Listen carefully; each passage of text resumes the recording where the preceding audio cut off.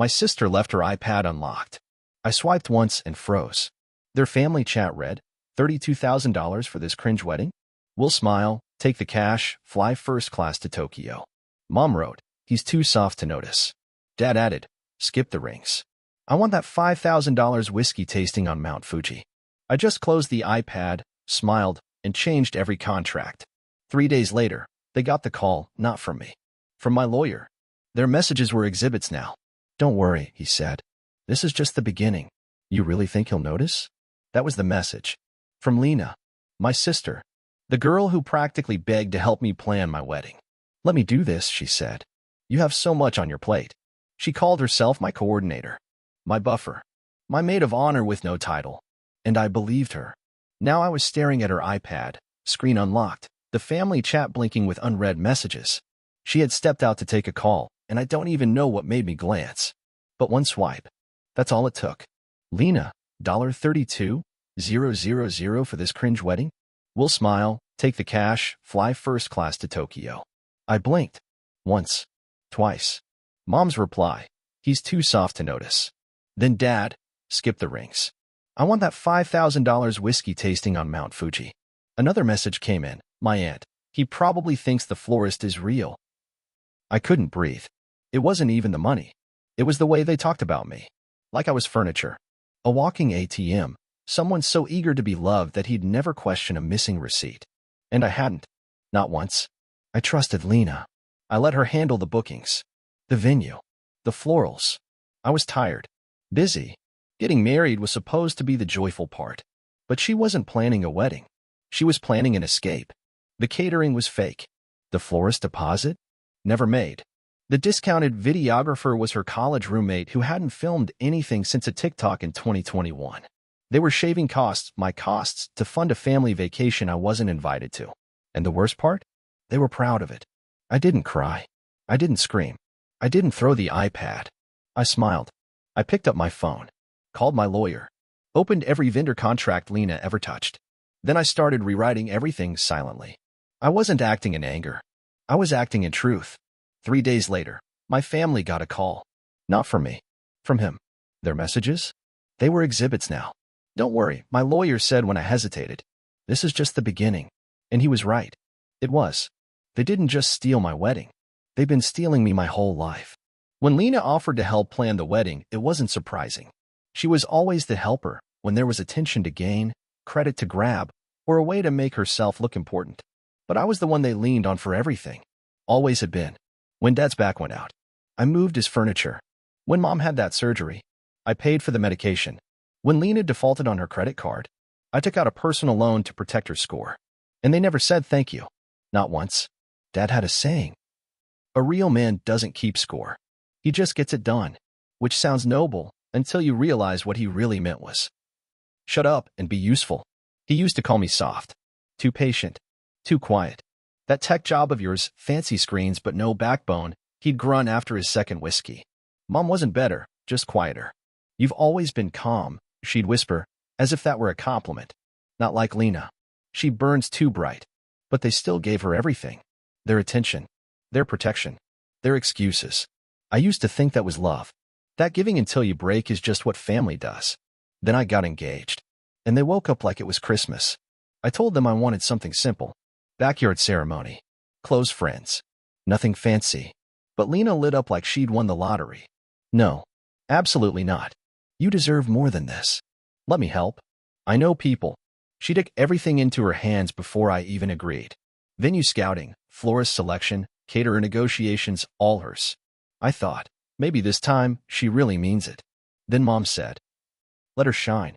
It'll be good for her. And Dad added, let her feel important for once. It's a family moment. I was already exhausted from work. I wanted peace. So I transferred her $7,000. That was the start. It became a money pit with no bottom. Week after week, she sent me updates that sounded urgent but hollow. We need to lock in the venue, $5,000 deposit, or we lose the date. Catering needs a partial payment, $3,500. Photo plus video bundle, $4,000. It's a steal. Oh, and my dress for the event, $1,800. It's symbolic. I'll pay you back. Spoiler, she wouldn't. Her favorite phrase? It's all with discounts. You're saving so much thanks to me. And somehow, every week, there was another rush. Another emergency. Another today-only chance. No contracts. No invoices. Just trust. By the time I realized what was happening, I had already sent her over $30,000. Straight from my account to hers. Because I believed she was building something for me. But she was building an exit plan for them. When I started to ask questions, the pressure shifted. Dad, again, with his commanding tone. You're the groom. You don't stress your sister out. She's doing something good. Let her. Mom followed like a ghost. She showed me the daycare samples. They're beautiful. You should focus on your vows. Let her handle the rest. In the family group chat, Lena posted Pinterest renderings and mock-ups. Everyone reacted like trained seals. Wow, such taste. Our boy picked the best sister ever. They called me Generous Joe and made emojis of champagne bottles. I smiled through all of it. Because I wanted to believe. Until the iPad. She left it on the kitchen counter while she stepped out for a phone call. One tap. Face ID still active. The Messages app was open. I wasn't looking for anything. But something found me. Lena, $32,000 for this cringe wedding? Please. We'll smile, take the cash, and be on a rooftop in Tokyo drinking matcha martinis. Friend, won't he notice? Lena, he's dumb in love. Too soft to ask questions. He still thinks the florist exists. And there it was. A full spreadsheet. Excel. Neatly labeled. Wedding budget. Except the categories weren't cake or music. They were. JL flights, business class. Four Seasons Tokyo. MT Fuji whiskey tour. Ginza shopping, duty free. Then I saw it. Hotel booking. 3 guests. My parents. Lena. Travel dates, the week of my wedding. And at the same time, I checked the venue email on my laptop.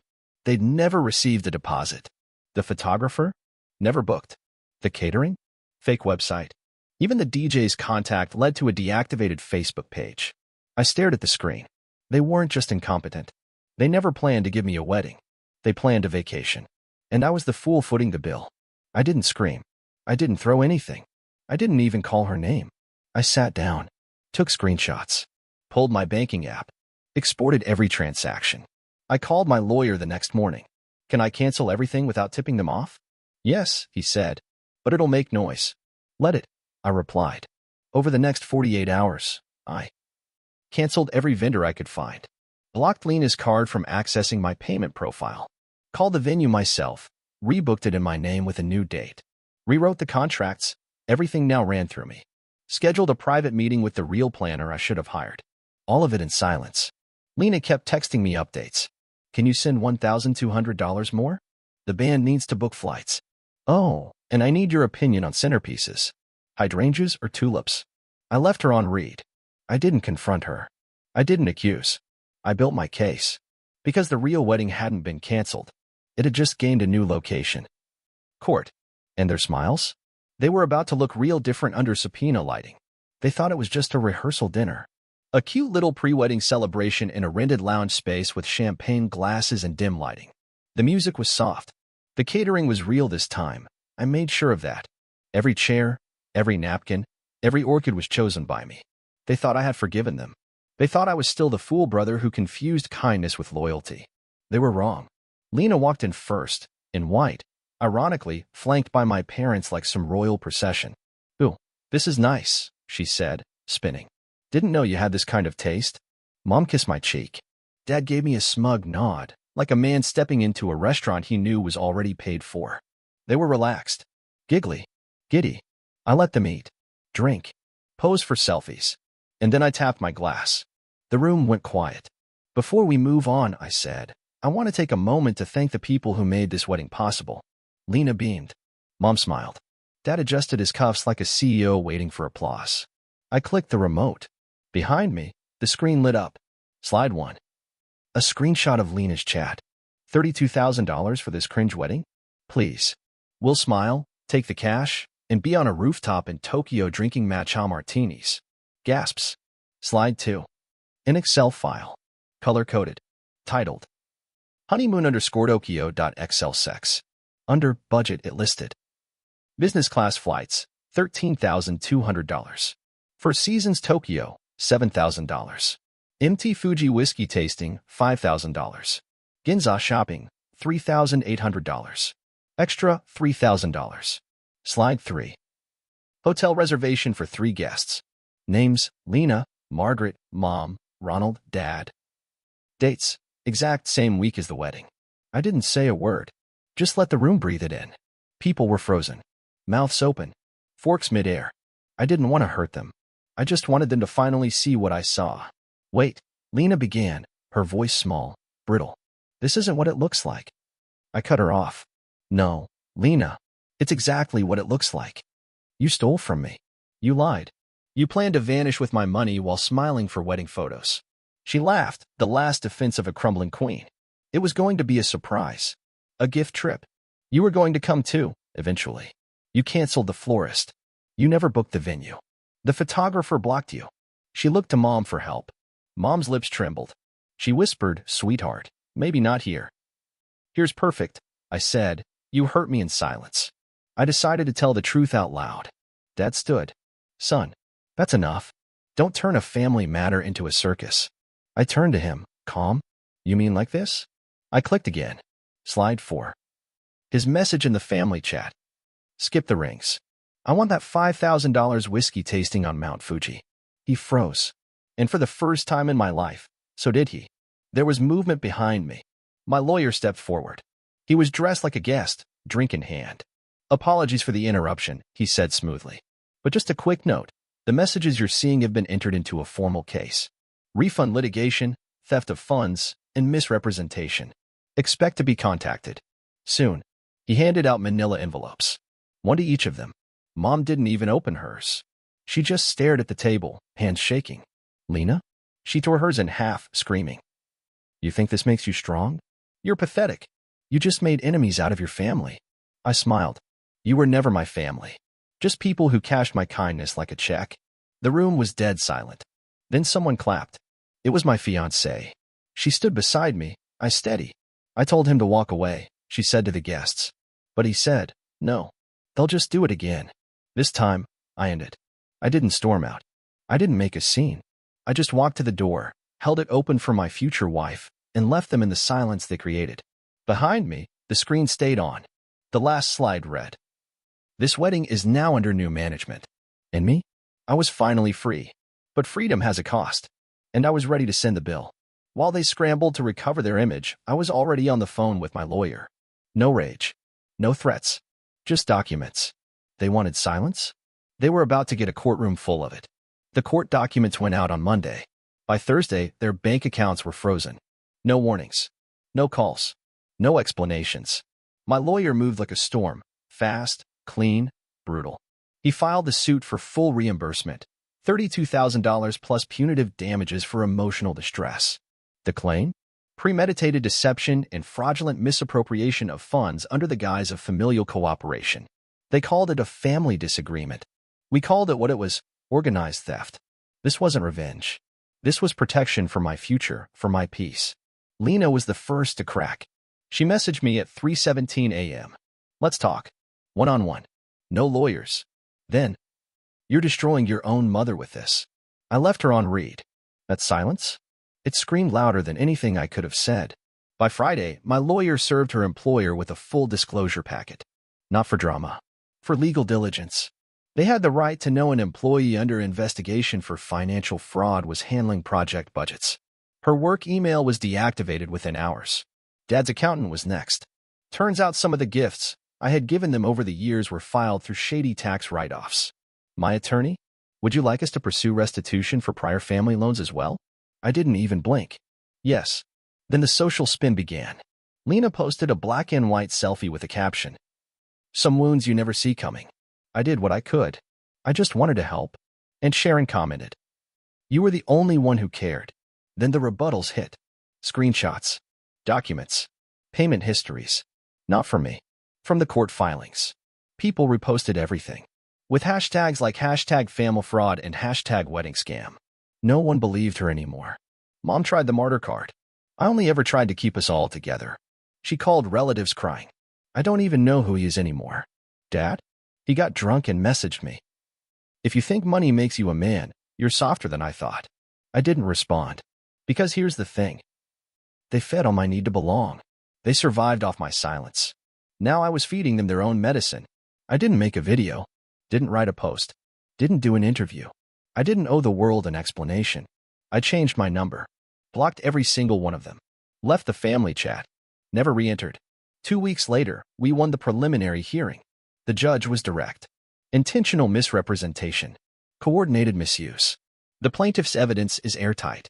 A lien was placed on Lena's condo. My parents were added as co-defendants. My lawyer called me after. You're now the quietest person in the room. And also the most dangerous. One night, my fiancé asked me, do you ever think about saying something to them? I looked at her. Thought about it. No. I'd said enough. They'd weaponized my silence for years. Used it to mock me, control me, exploit me. No? My silence wasn't weakness. It was power. And in that silence, they drowned. Some people seek revenge to feel alive. I sought silence to feel real. It's strange what peace sounds like after years of noise. The kind of noise that wears your name like a chain. That guilt trips you into giving more. That calls betrayal duty. And theft, love. After the lawsuit, after the last slammed door, the last he'll come around message, there was just quiet. And for the first time in my life, it wasn't terrifying. It was mine. We got married. No chandelier ballrooms. No fireworks. No Lenas. Just us, on a hilltop, beneath a crooked oak tree and clouds thick with summer light. I wore a suit no one judged. She wore a dress she actually liked. No one toasted in my name unless they meant it. No photographers ghosted. No deposits vanished. No one lied. I walked away from that ceremony not just married, but rebuilt. Lena unraveled first. The day the verdict went public, she went offline. Gone were the influencer vibes. The curated grids. The fake inspirational quotes about healing and rebirth. All that was left was a gray profile with an old default pic and the word recovering. Ironic. She lost her job within a week. Her employer didn't comment publicly, but word spread fast. Risk of reputational damage. Budget mismanagement under legal review. She tried pivoting to freelance. Wrote long-winded DMs to old friends about how he set me up. Told one ex-colleague I had manipulated the screenshots. Another colleague messaged me privately. She's digging her own grave. You just showed us the shovel. Last I heard, she was answering phones for a third-rate logistics company and fighting with her landlord over unpaid utilities. Part of me wanted to feel sorry. But then I remembered she faked an entire wedding to steal money for whiskey tastings. That cured it. Dad folded in silence. I expected rage. Lawsuits. Loud declarations of honor. What I got was nothing. The accountant dropped him. 3 clients withdrew. He stopped showing up to his usual cigar bar. Apparently, someone taped the court filing to the men's room door. A contact sent me a photo of it. Looks like your old man got demoted to cautionary tale. He never responded to the court's restitution offer. Never replied to my lawyer's emails. Just faded, like smoke. No thunder. Just evaporation. Which made sense. Everything he built was made of air, ego, intimidation, control. Take away fear, and there was nothing left. Mom tried gentleness. She sent me a handwritten letter. Blue ink. Shaky cursive. I didn't know the details. I just went along with what your sister wanted. I thought it was safer that way. Safer. Like my pain was some tornado best avoided. Like silence protected her more than truth ever could protect me. She ended with, I hope you find your peace. Maybe one day we'll talk again. I didn't write back. She sent me a birthday message 3 months later. Just a candle emoji. I blocked the number. No more half words. No more neutral parties. No more, let's not make things worse. Because pretending not to see isn't innocence. It's participation. People asked if I missed them. Let me be clear. I missed the version of me who didn't know better. The guy who believed that loyalty meant survival. That being quiet meant being strong. That version died in a fake wedding I never had. The man who rose from it? He doesn't miss anyone. I didn't go on a talk show. Didn't write a memoir. Didn't trend under a viral hashtag. I got a dog. I fixed my spine. I changed my number. I updated my will. And I left instructions that none of them, not a single one, be notified in the event of my death. Not out of spite. Out of clarity. Last Tuesday, I passed a little bistro downtown. When I used to visit with my parents, we'd sit in the corner booth, order overpriced olives, and pretend we liked each other. Now the windows were fogged. The lighting was different, but the same sign was taped to the door. Reservations only. No exceptions. I paused, smiled. Same. Then I kept walking and didn't look back.